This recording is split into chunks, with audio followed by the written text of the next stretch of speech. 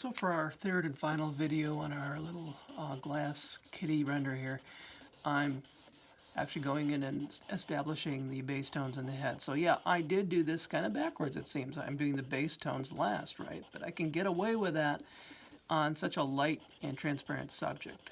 And if it was, say, a heavily tinted glass, I would not do this. I would actually go through the normal progression of 10, 20, 30, 40, 50 until I got to my darker tones. But here we have so many really light areas in that 10, 20, and 0 range that I really could work all the perimeter areas, all the dark reflections on the edges. So I'm just going to show you how I blocked in the body by going in and now just, and notice too, going in and actually establishing the tones, but I want to show you the similarities with rendering the sphere. We did circular strokes circling around, starting on the outer edges where it's darkest, and then working our way towards the brightest spot, which would be like the equivalent of a highlight on an opaque sphere. And you know, the lecture I talked about similarities between chrome and glass. Well, one of the similarity is high contrast. Glass is different though in that it has a smaller footprint when it comes to the darkest darks. Maybe 10% of the entire surface area of the render would be 80-90% gray. On chrome it might be as much as 30.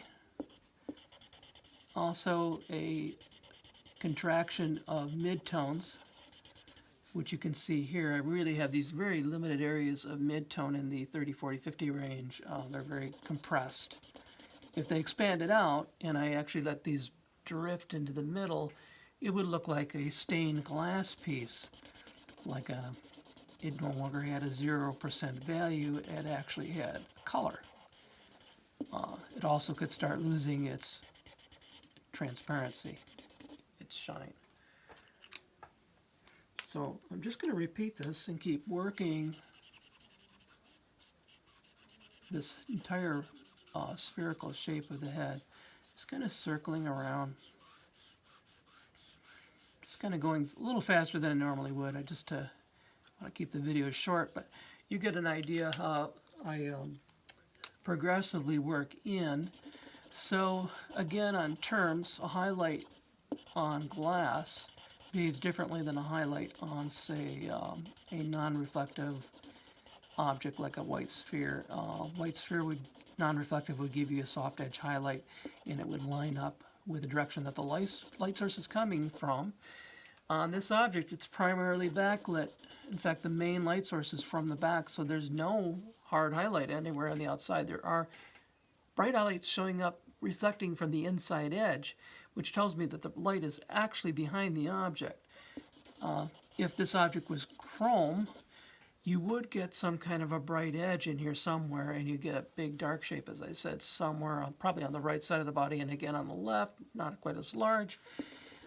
If the light source was in front, you would get some kind of a light shape, a hard edge light like we did on the chrome, or rather the glass object.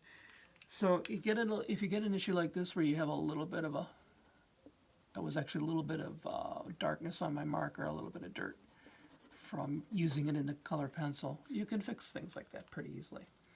I usually let that go till the end. I don't, it's hard sometimes to ignore it, but if you do, you can just kind of render through until you've got all the tones in and then fix it. So like I say, you don't need to panic. Once you get comfortable with the medium, it's really amazing what you can do, and your markers, your renders that is, are going to get better and better. So what I'm doing here, my blender is actually getting a little dry, so I'm defaulting a little bit more to my 10. And I'm checking to see, do I have puddling? And yes, indeed, I do have a little bit of puddling. Just checking that because I was getting a little bit of a grain. If I need to, I'll move the paper underneath. And you notice, leaving the 2 ears alone, I really want to focus on this big sphere of his head. kind of finish that base tone going all the way around. Once I feel I've got it, I can actually let this main area dry and switch to doing the ears. And again, bring the blender out, resolve any like modeling that you're seeing or any edges that form like that.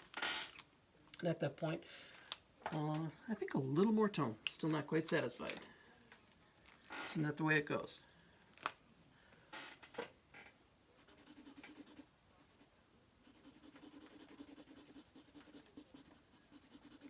So I'm actually adding 30, which doesn't look like 30 because the paper is very wet at this point, and you'll notice that too. Markers don't go down as dark when the paper is wet.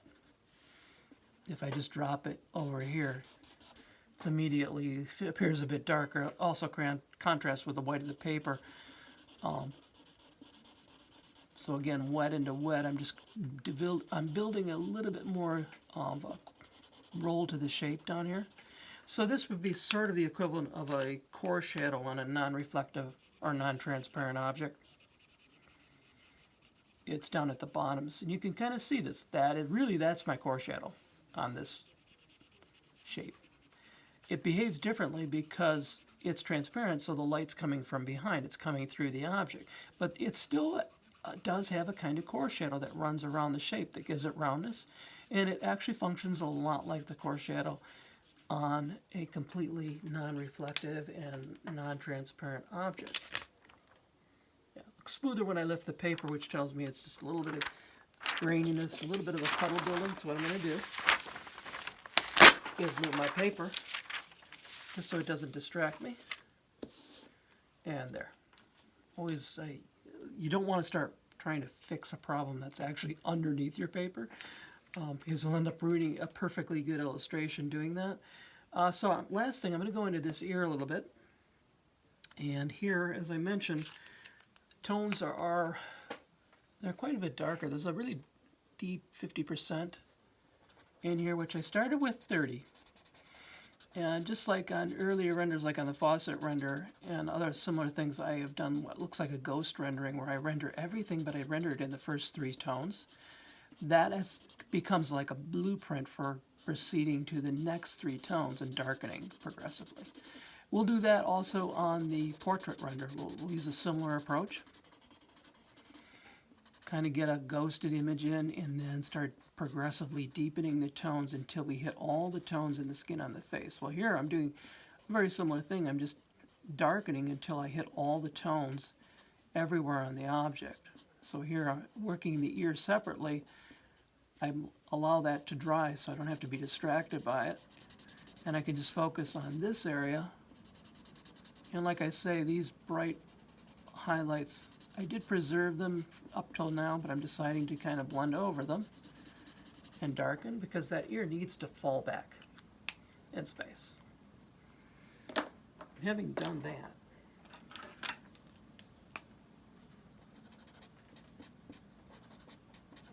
I'm now going to add a second layer of this mid-tone.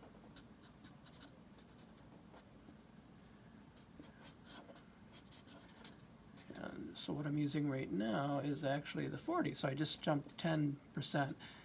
So I'm going through the grayscale, and I'm being pretty cautious and progressive because this is a delicate subject. I mean delicate in terms of the visual nuance of all these tones. There are not too many abrupt transitions, although here we have that highlight, which is actually a reflection from the inside, and I kind of lost it in the render. I like what's going on with the ear, but I did lose this, so let's actually bring it back. And you notice I start from the brightest part and I feather out and I feather across my tones here. So I'm really pushing hard, and then I'm lightening the pressure on the pencil. And then literally I'm just going to take my blender again.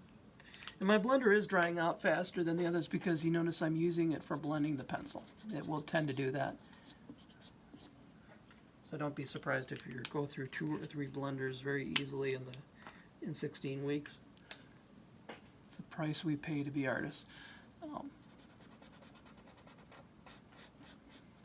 And now I'm actually going to firm up the edge of that reflection like I say, I'm not going to use an ink pen here. So instead, to get that back edge to be nice and sharp, I'm beginning the detail. This will be not finished by any means, but this is the beginning of now of establishing detail. Get edges sharp. That's the first order. And I have this kind of thing that comes out, this dark shape. I can actually start that with a pencil.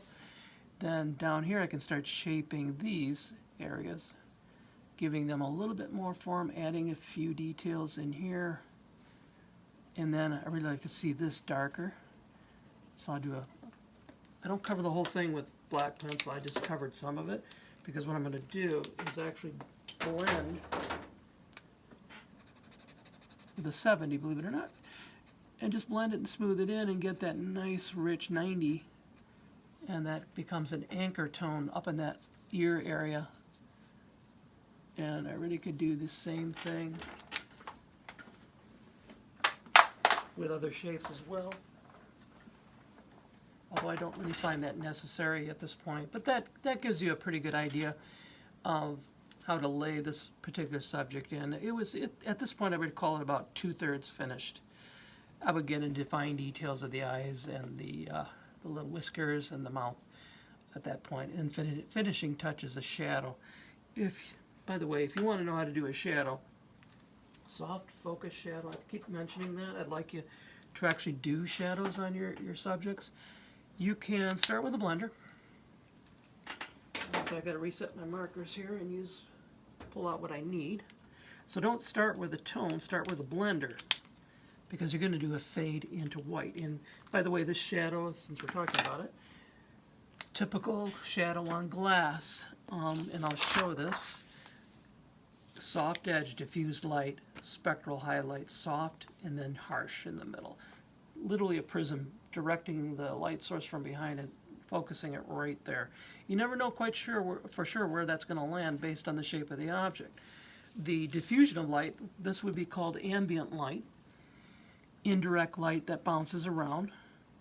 And let's see what I'm starting on. I actually have a 20 there. That's not what I wanted. Let's go back to a blender. That's okay. So I'm going to put a dark here. You notice I have light right there. I want a dark here to make this area pop. And then I'm going to just take the blender and feather it out.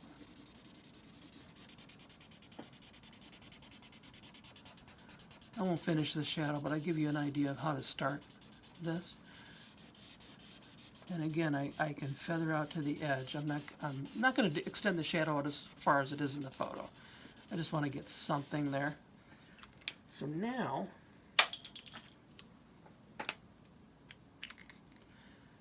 I'm going to take the blender. I always like to make sure those caps are back on.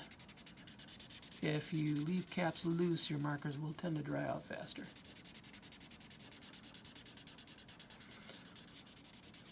And you can see I'm just gently blending out into where I wet the paper. And I'll go back and actually, that's the 20. I made the mistake again. Let's actually leave that off to the side. Sometimes you make a boo-boo. Okay. Let's go with 10 and soften that. I'll extend the shadow out a bit more. It actually is in the reference anyway, so.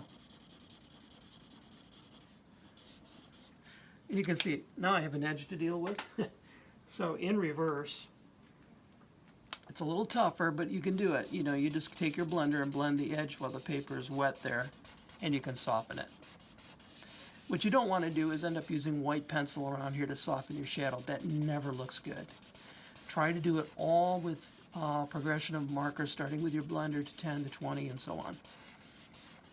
And that way, and you can see I'm getting a little bit of overworked area right there, which I do not like because it's distracting. So I'm going to move my paper, and indeed that actually is an area where I pushed maybe a bit too hard, and I left an imprint of the 20 there. Very fixable. So here ellipse is the shape of a sphere, of a shadow from a sphere is usually an ellipse, just like it was with your sphere that you rendered. You can see me kind of doing these elliptical circle shapes. I'm now going to go into the middle area and darken just a bit more. And what do I want to use? Not a 50, that's too much. I think what I will do, 10, where's my 20? Oh, let's try 50. Be brave.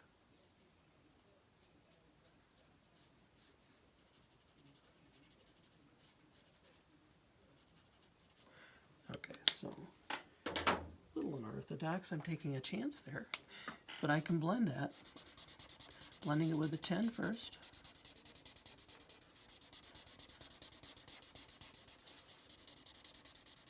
What I'm doing is getting that spectral highlight started. Need a little more contrast, which is what you see in my reference shot there. Then back to the blender. And feather the edge. Always feather those edges. Keep that outer area of the paper wet. And then just keep progressively developing that. So what I'm going to do now is show you how you might come back in and put that bright spot of light right there. Again, with a nice blend. And by the way, I like to put it up into the object itself too.